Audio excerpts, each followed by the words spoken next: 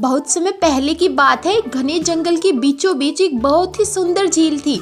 उस झील में बहुत सारी मछलियाँ और केकड़े भी रहते थे। वह सब बहुत खुशी से मिलजुल कर रहते थे। लेकिन हर रोज उस झील के किनारे एक सारस आकर मछलियाँ पकड़कर अपना पेट पूजा करता था। जब भी सारस झील के किनारे आ पहुंचता तब सारी मछलियों के बीच भागा दौड़ी शुरू हो जाती। ऐसे दिन बीतते गए। धीरे धीरे सारस बूढ़ा और कमजोर होने लगा। पहले की तरह वह शिकार भी नहीं कर पा रहा था। सारस बहुत दुखी होकर झील किनारे बैठ गया। सारस को यह हाल देखकर झील की मछलियां भी बहुत खुश हुई।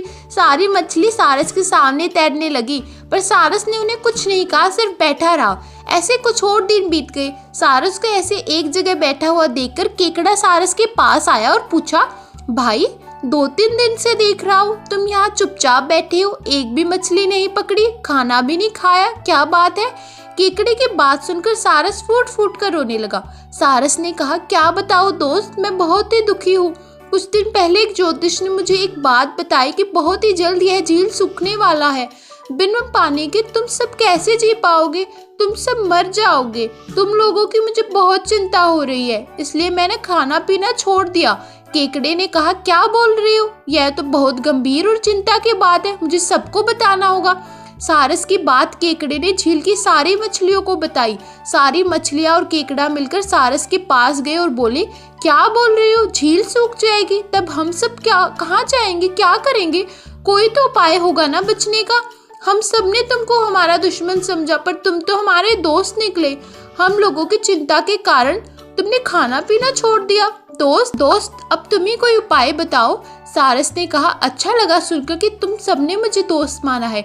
एक उपाय है, कुछ ही दूर पर एक तालाब है, अगर तुम लोग चाहो तो मैं एक एक करके तुम लोगों को वहां छोड़ सकता हूँ। सारे मछली मान गई और कहा, ठीक है। तालाब में पहुंचाने के लिए अगले दिन से सारस एक एक मछली को अपनी चोंच में लेकर जाना शुरू किया।